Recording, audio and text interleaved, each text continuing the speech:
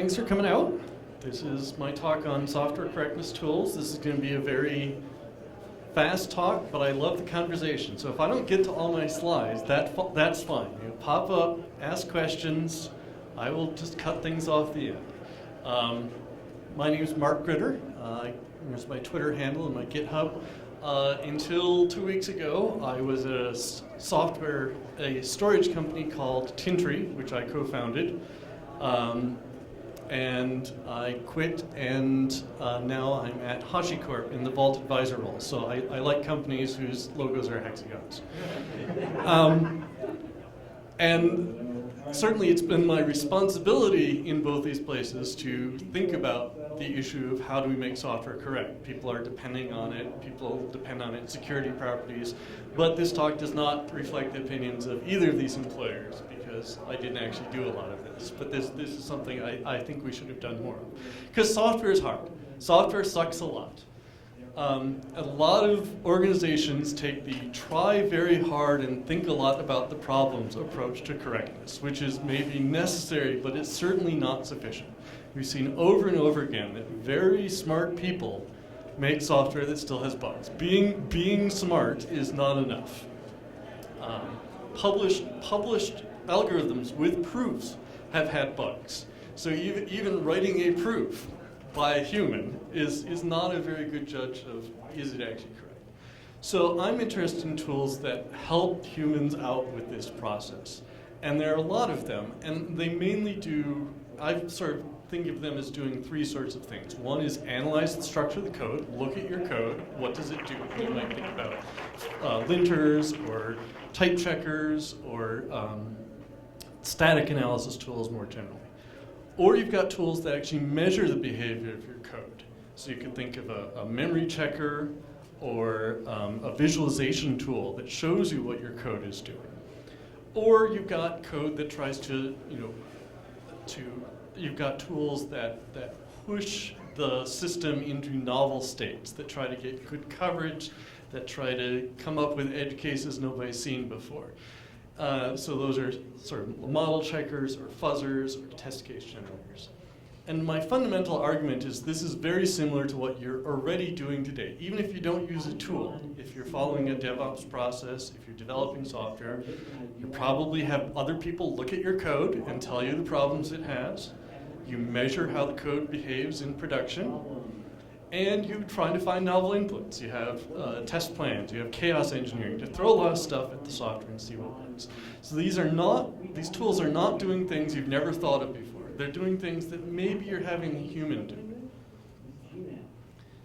And the tools have value because they have a different set of biases than humans. Like we were talking about before I started, Dan Liu's talk this morning on the benefits of manual testing, I 100% agree with. Humans are great, but they come with biases. They get bored. So humans are great at doing experimentation, exploring it, figuring things out, and then they get bored after doing that about 20 times and want to do something else.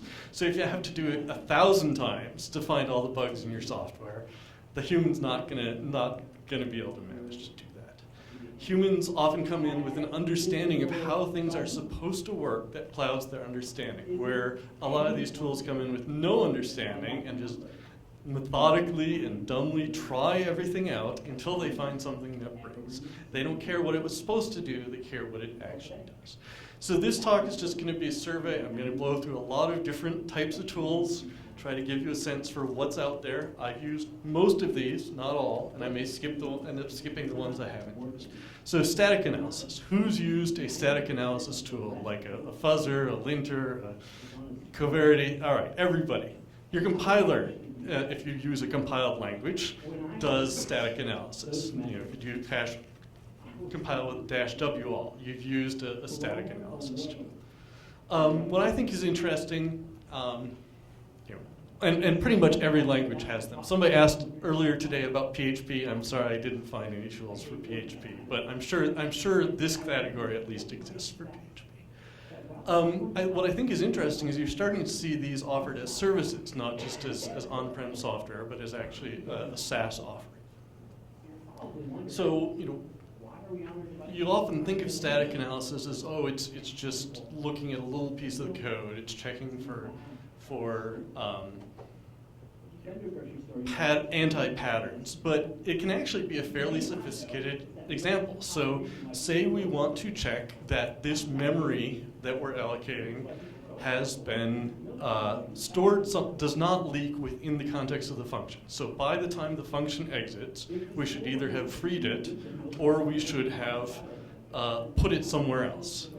So that involves sort of walking every possible path through the basic blocks in your function and saying, for every single exit out of my function, did I reach one of those two conditions? And that's actually, one of those things that's hard for humans to reason about. This is why you see programmers get memory leaks all the time, because they've got some path through their complicated function that doesn't free or store the memory. To the downsides, whenever I've turned one of these on an existing mature code base, like 1,000 errors pop up. And this is very demotivating. It's very hard to go from that to, which of those are meaningful, which of those should I care about? It's sort of this major project. So, these are best if you use them from day one or if they're built into your language, but if you come into a mature code base, this can be immensely painful. Does it work with your compiler? Coverity wrote an article in 2000, it's almost 20 years ago, about their tool. And was it 2000, 2009? We'll get there. And one of the challenges is that, particularly for programming in C, there's all sorts of compilers. There are embedded compilers that have their own weirdness. So just because you're programming in C and because the tool works in C doesn't mean the tool works on your C. And developers tend to argue with these. It's easy for the tool to claim that this is a potential problem, but without a reproducible test case, they say, no, it'll never happen. So I'm sure you've experienced some of these downsides with all the hands that went up. This has been your experience too, I bet. So another sort of tool is Fuzzers. So these send random data at a program and see what happens. That's the basic level 0 Fuzzers. Just send random data. And you don't need a tool to do this. You can obviously write such a test yourself. Where it gets more interesting, and this has really been a revolution over the past 10 years, is we use coverage data to guide fuzzing. So there's my same function with a bunch of basic blocks all connected together. I can, for a particular input, the tool can check which of those transitions got used, and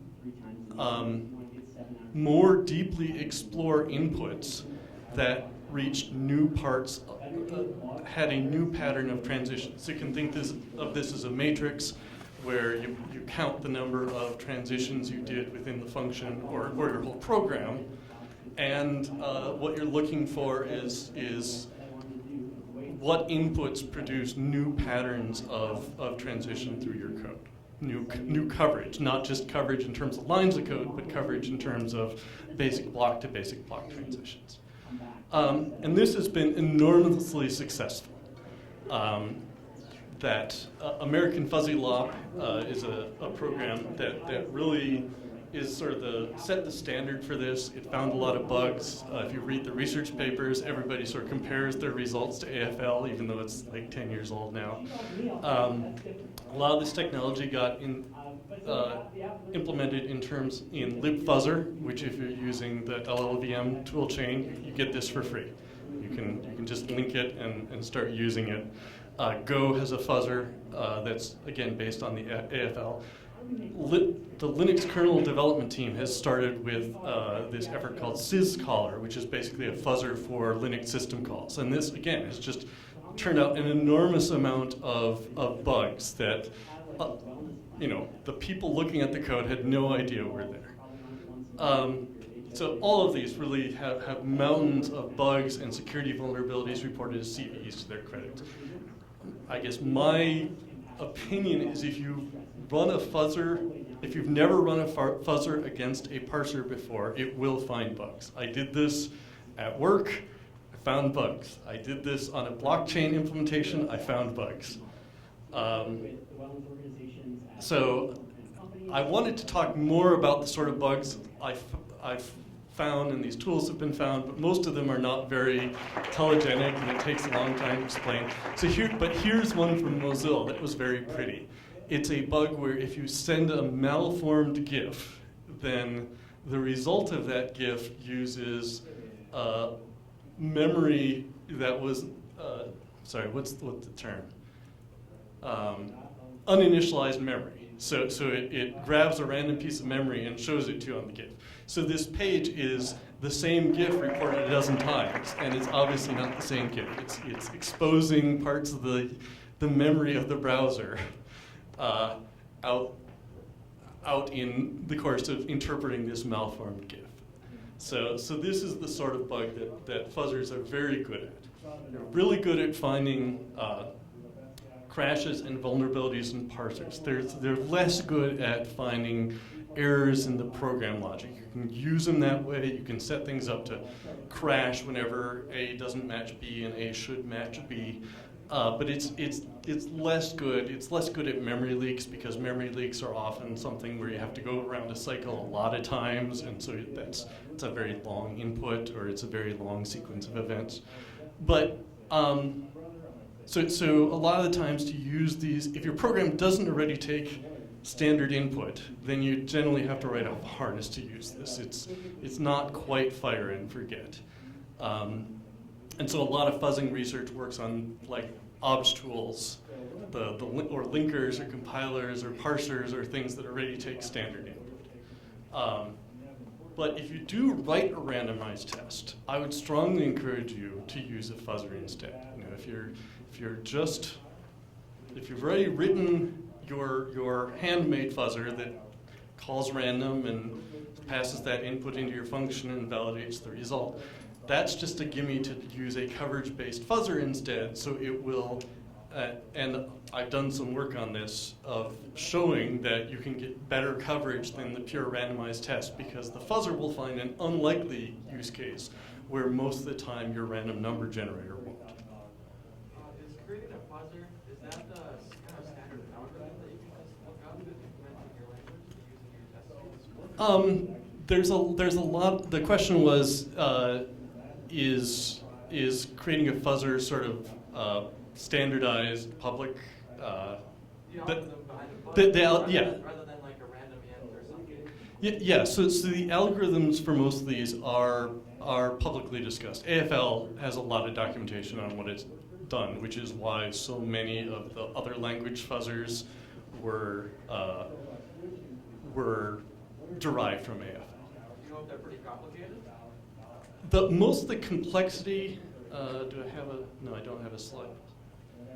Most of the complexity is about keeping it fast and memory performance low. Actually tracking coverage, if you've got the facility for that, if your compiler gives you a way of doing that, it's pretty easy to build a fuzzer out of that. But AFL does a lot of things like, using good hashing to make sure that it's little matrix here, like I showed, fits in 8K, so that it's very efficient. It's not a lot of overhead. So doing it at all is easy. Doing it efficiently, there's a lot of clever ideas that tend to come in. Is there a fuzzer in JavaScript? I don't know. I would bet that there's a library that exists. Yeah. There seems to be one for most of them. This is again not a brand new technique, but it's a technique I'm a little concerned that the industry hasn't taken up more of, given how many bugs it continues to find up until the present day. The bad guys, this tool really comes from the security industry. The bad guys are going to use tools like this. If you're writing code that's up on the public internet, it might behoove you to do the same. Sometimes you need to tweak your program a little bit. Fuzzers are good, but they can't guess the magic keyword that that's the front of your has to be in every one of your inputs to validate it. So a lot of the times the recommendation will be either use a dictionary, or you give it the special key and it knows that's something it should try inserting, or you just disable the checksum for if you're doing a SHA-256 hash of your message, that's something an attacker can easily do, but the fuzzer is too dumb to do. And again, I think what's interesting right now is you're starting to see this available as a service as well. Microsoft just announced, I think last year, this Microsoft Security Risk Detection, where they'll take your software and they'll run it in their testing environment and do fuzzing on it. Google has been using libfuzzer on open source software for a while, and they open source the infrastructure that makes this work. Y Combinator startup just got some funding to do fuzzing as a service.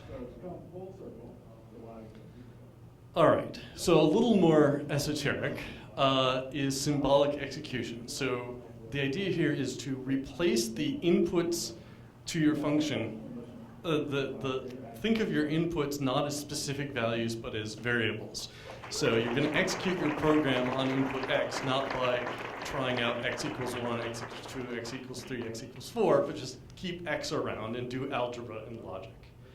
So here's a dumb example. This code doesn't actually do anything, but after the first step where we do Y equals X plus 3, then the symbolic execution knows, well, X could be anything, but Y is 3 more than that.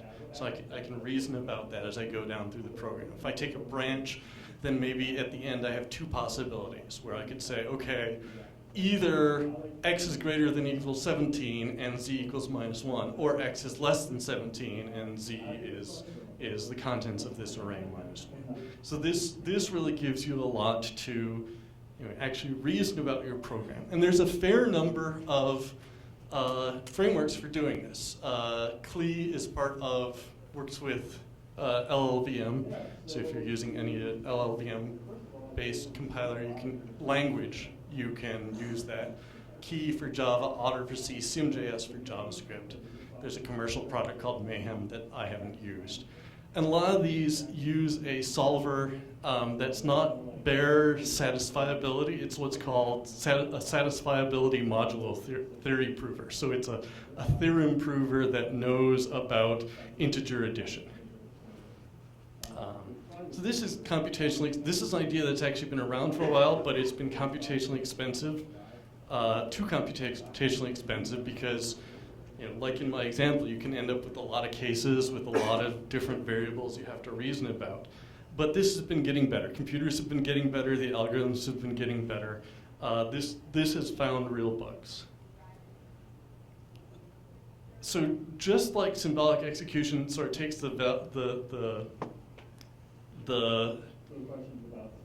your variables and say, okay, these don't have to be numbers, they could be symbols. Virtualization can be used to take your memory locations and locks and say, okay, those aren't just bare memory locations. They're memory locations with some additional state that I'm tracking.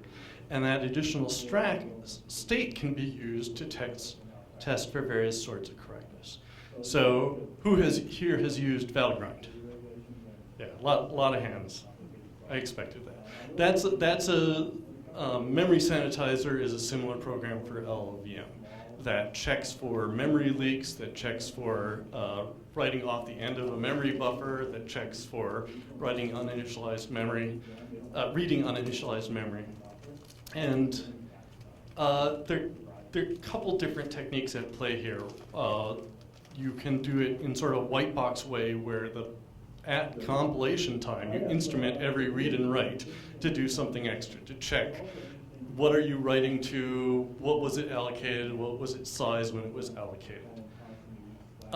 You can also do this in a black box format, where you use the operating system's memory protection mechanisms to allocate the memory that gets allocated right before the end of a page. So normally if you allocate like 512 bytes, it could be anywhere within a page.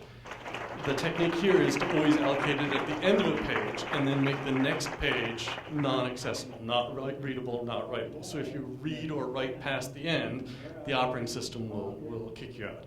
So this is memory expensive but fast. You can also, override the memory allocator, put in your own free and malloc or whatever the language's memory allocators are that actually tracks the backtrace of who allocated this and has it ever been freed. So these are both pretty standard techniques. A less standard technique is doing the same sort of analysis for concurrency. So there's a package called Thread Sanitizer that again is available as part of LLVM of CLang, and the Go race detector is built on this. How many people have used the Go race detector? 2 or 3. All right, you should. It's if you're programming in Go. I should have asked how many people are programming in Go. But at Tintri, we had worked with a company called Parallocity that had built a version of this, but unfortunately they didn't stay in business. And the key idea here is whenever memory is read or written, look at what locks are held by the thread that's doing that read or write. So if subsequent accesses from a different thread don't use the same set of locks, or at least one of the same locks, or without a lock at all, then that's a potential race condition. It's almost certainly a race condition. And a lot of the guts of this is how do you not produce too many false positives. But this is very powerful. This is something where if you just look at the code or you just observe it on a normal operation, you might not catch. But adding this additional state to every memory access is pretty powerful. So going even more crazy on this, there was a research paper and a bunch of bugs filed from Google Project Zero that detected kernel memory allocation, kernel memory disclosure. So the kernel copies some data into user space that has more than what it should. Some leftover data maybe from another user process or from another kernel structure. And so what they did is they virtualized the whole operating system. They ran it in Box, which is an emulator, and then every time the kernel called its allocation function or allocated memory on the stack, it sort of marked all those new bytes as dirty, said those are untrustworthy. And if any of them ever got to user space, then that's a bug. Whereas if the memory is overwritten with constant values or with non-tainted data, then it's safe. So if you mem set to 0 all your memory allocations, that's safe. If you don't, then maybe it's not safe. But this tells exactly what the tool did do. It's not as good as sort of the memory, the thread analyzer in terms of what it might do, but it was good enough to find 65 new bugs in Windows where data that shouldn't have got into user space got into user space. So these are tools that really can be run on even the most complicated software. In the last example, it was running it on the whole Windows kernel and applications on top of that to exercise it. The research in this area, like fuzzing, is really about how to do it with less memory to make it more broadly applicable. You probably need to marry these techniques to other tools as well to get good coverage on the code to give the checker enough data to work with. If you don't fully exercise your code, then these techniques can't even see the things that they're supposed to see.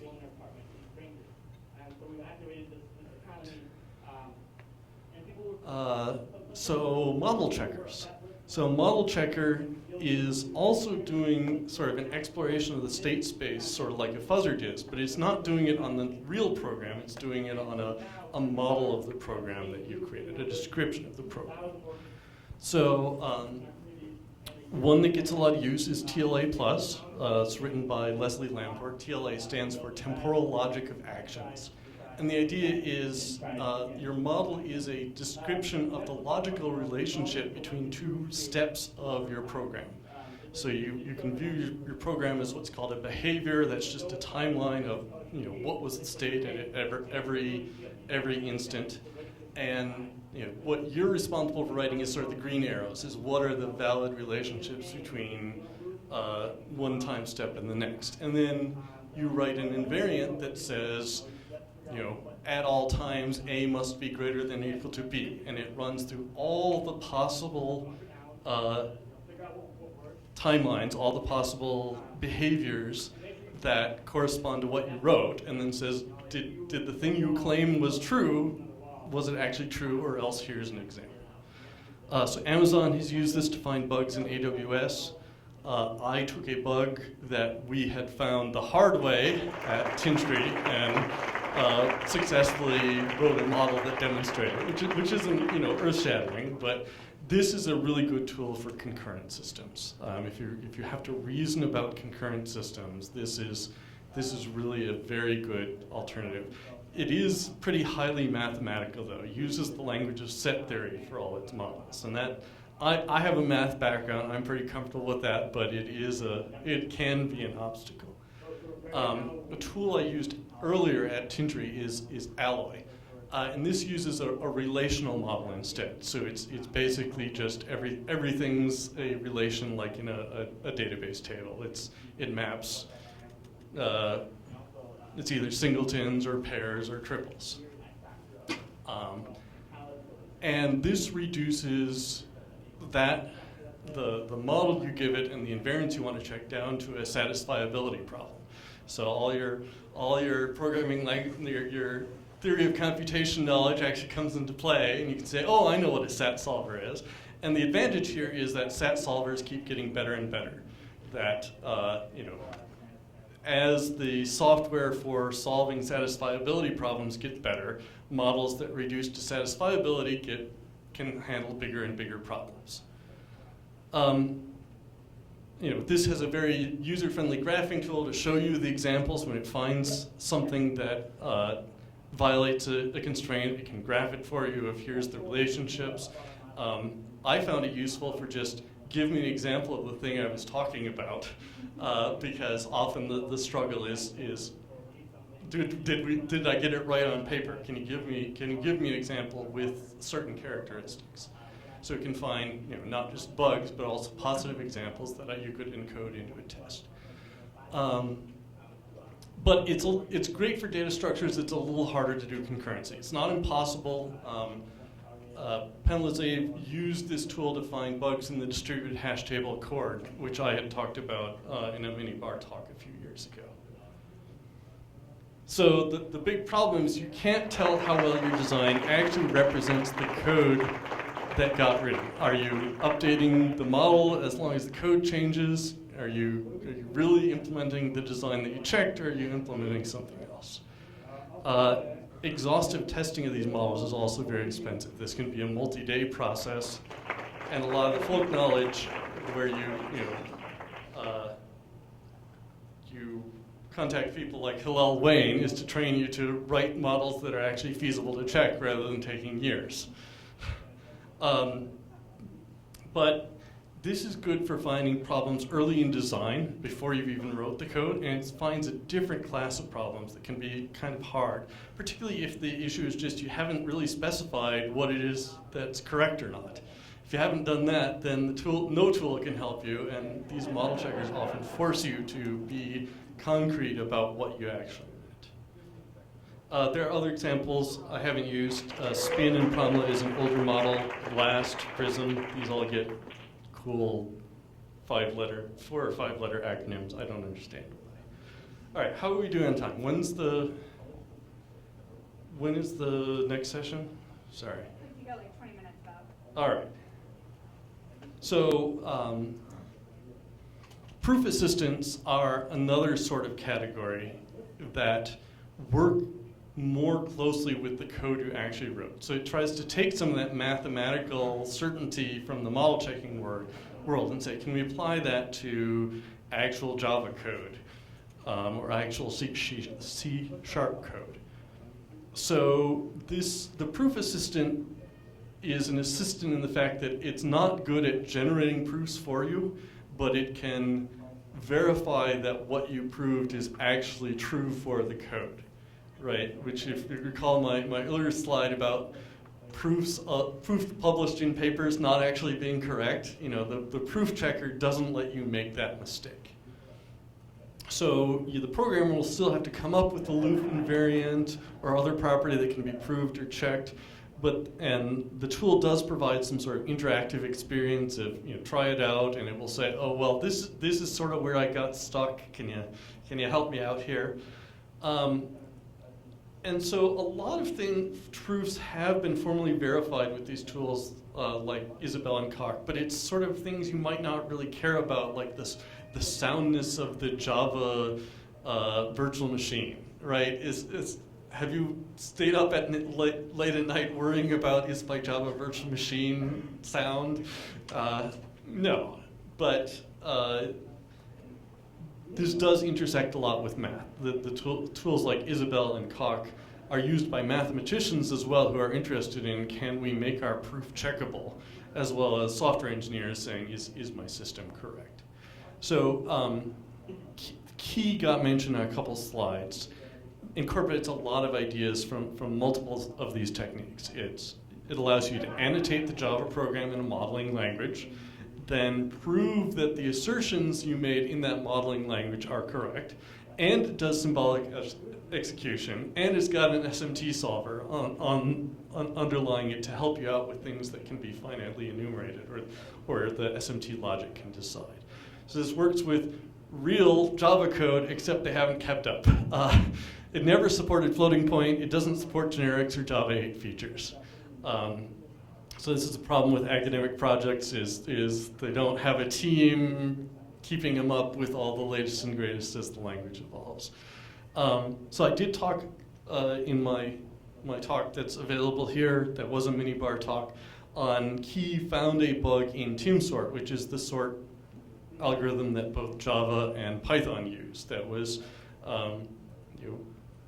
pretty high impact if you sorted very large items that were, I don't think anybody actually ran into it in production, but the capability was there. You wouldn't think sorting in Java would be something that had a bug, but I think this is a great example of how being smart isn't good enough. You have to be smart and get the computer to help you out if you really want to squish every bug. So like I said, I haven't used any proof assistance. I would not recommend that is where you start. But something you can get started with is property-based testing. So this is sort of on the far right of my original slide of generating novel inputs. Property-based testing takes a schema that you describe of what should inputs look like, generates random examples of those, and then tests, do the properties you asked for hold. So there are examples like quick check in Haskell, fast check in JavaScript, hypothesis for Python, rapid check for C++. So I can give you a very simple hypothesis example. I've used this. Say you're doing an encode and decode, like an encryption decryption or a base 64 encode and de-encode. The property test just says, give me some text, and then I'll assert that encoding it and decoding it results in the original test. So this is sort of the prototypical example of property-based testing. A property is this action, and its inverse gets you back where you started. So this sort of has a mathematical feel. This makes my category theory fan, in your category theory fan, very, very happy. But there's a lot you can do, even if you can't really describe what is correct behavior. There are at least subsets of what the correct behavior is that this can easily test. So for example, if your operation, if you're adding elements to a set, it shouldn't matter which order you add them in. The property is that it's commutative under addition of elements. So you can add things in one order and add things in the other order, and you better get to the same place. If you do have an oracle, you can ask the oracle what's the answer. So maybe you have a slow version. Did I lose? Yeah. Hello? Louis. It's been happening all day.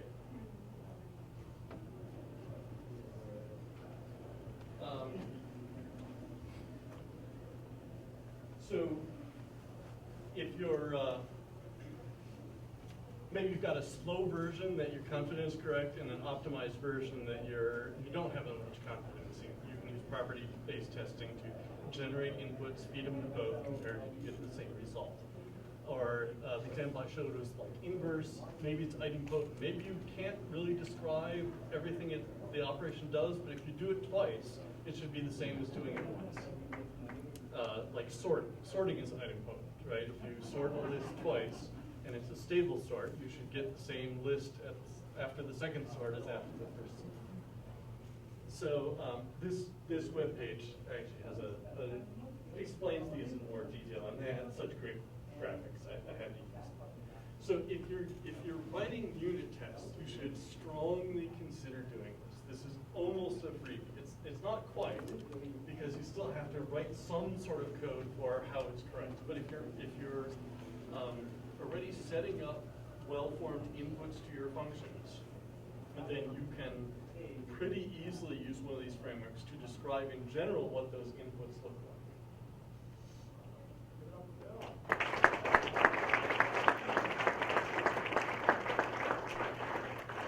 One more big round of applause for everybody, all our speakers.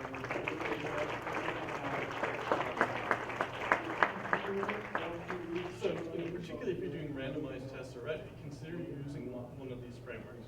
One of the things they do is test case minimization. So if you find some big hairy example, the tools can actually cut that example back to a small or simple example that also demonstrates the bug. And this is really cool to see in practice. Hypothesis is actually did his PhD research on this and published his academic papers on it. But you don't need to understand how it works because it's an open source tool that you can just download and use with your Python programs.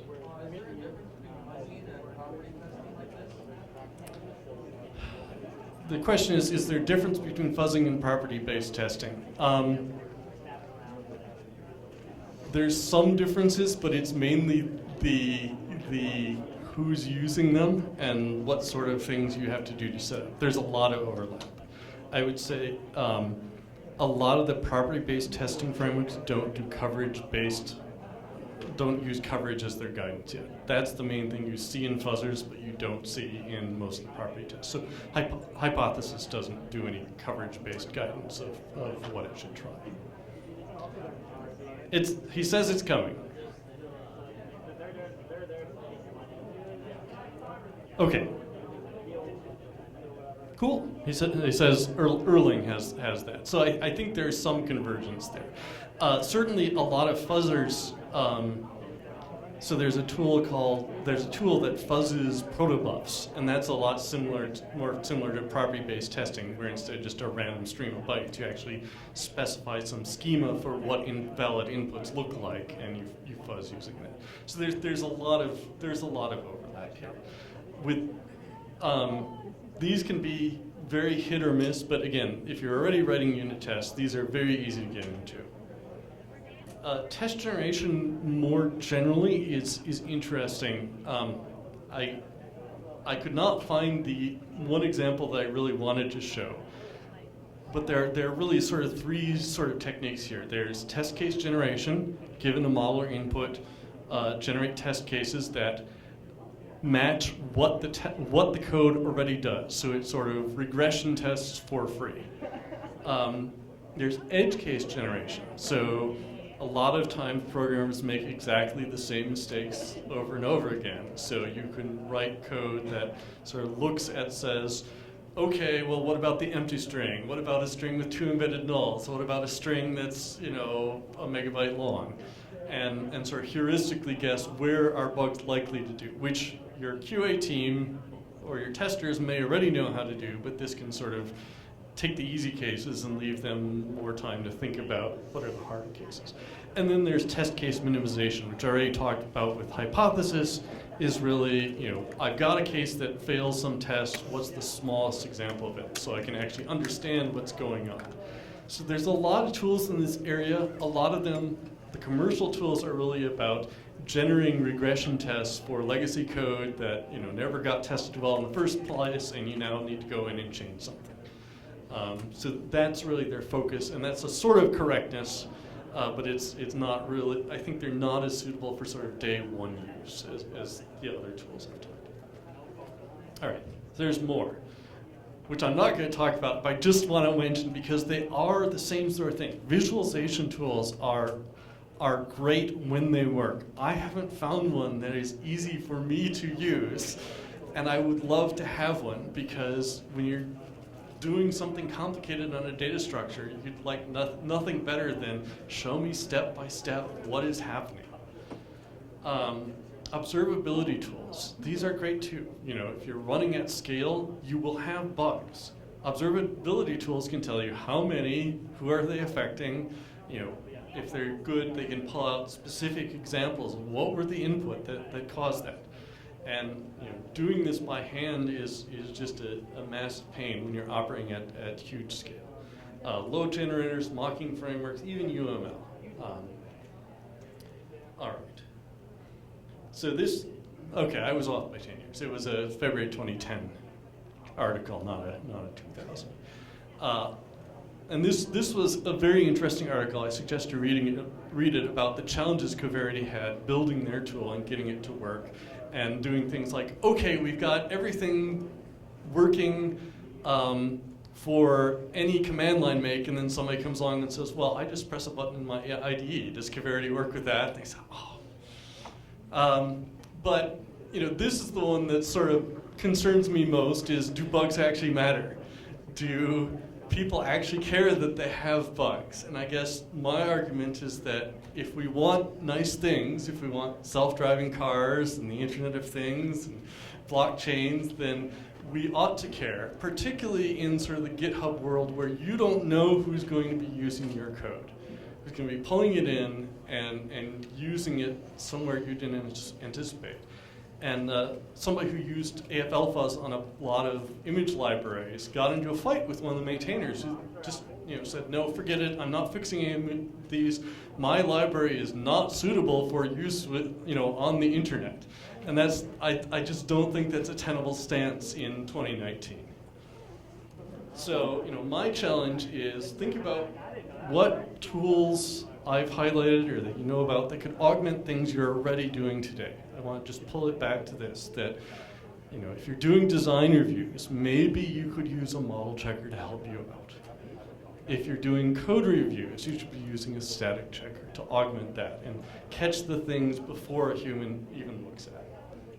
If you're doing unit testing, think about using a fuzzer or a property-based tester to really get better coverage than you have patience to do. Yes, you could write 1,000 test cases, but you don't have to. If you're doing integration testing, use sort of these programs that can be run on the real end-to-end program, like Valgrind or Memory Sanitizer or the Go Race Detector, that will tell you about problems without even you necessarily having to hit them and have a program crash.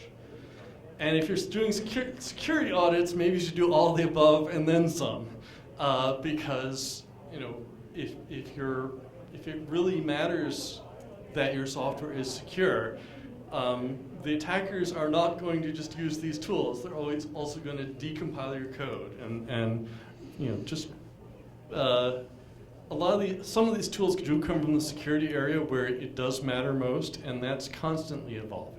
So maybe you need things like the box virtualization technique to really check where is data exiting from your application. So all of these, except that I've highlighted on this slide, are really easy to get started with. To just pick one small thing and maybe even take a bug that you already knew and fixed and say, can I use this tool to find that bug? If I had been using this tool, what would it take to find this bug? And my bet is it won't be too hard to do that sort of reverse engineering and see how you could get started on your own code. So thanks for coming. Any questions? Feel free to contact me. I did want to talk about, I started a startup and then it went on hiatus. So now it's a side project called Fuzz AI to try to make these tools easier. My real job does not permit me time to do this justice. But you can, on that account, find some Medium articles I wrote about using fuzzers, about using property-based testing, about using TLA on some real examples. Questions?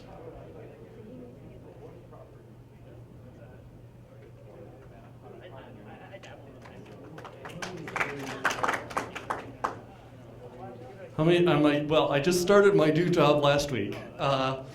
So I tried using a fuzzer. I actually tried using the fuzzing as a service on a small parser in Vault, and it didn't work. So right now it's 0. I do want to use. I'm still learning TLA Plus, and I want to use that on some design work going forward.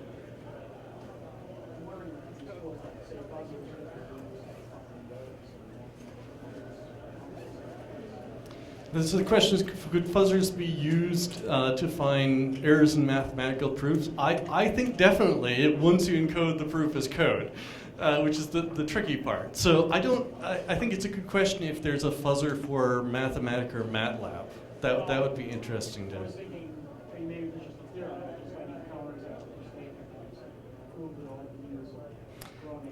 to. Yeah. Absolutely. A model checker is probably the most natural, but a fuzzer works best when there's some guidance that coverage can give us. So if you've got a bunch of branches, then in whatever your theorem is, then the fuzzer will help. But if it's just, if it has to do just case-by-case enumeration, it's not getting you anywhere. All right, thanks a lot.